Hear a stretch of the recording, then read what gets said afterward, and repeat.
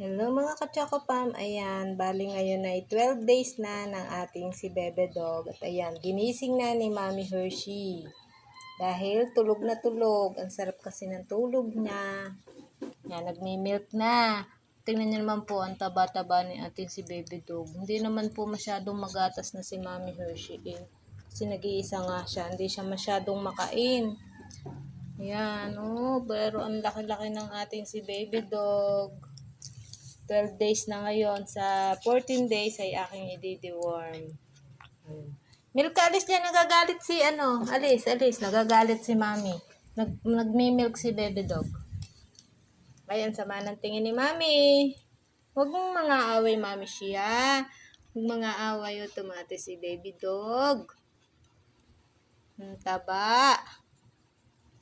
Oh. Si Mami Hershey kasi ay solong anak din dati. Solong anak siya ng kanyang mami, Trixie.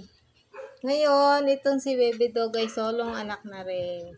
Bali, tatlo nga po pala sila. Kaya nga lang, yung dalawa ay hindi na kinaya. Ano pa lang, kalalabas pa lang. Hindi sila umabot ng isang araw. Ayan, umayos pa nga ng pwesto ang ating si Mami Hershey. Dito sila nahiga, nasa tiles. Ayos ng pwesto, Baby Dog.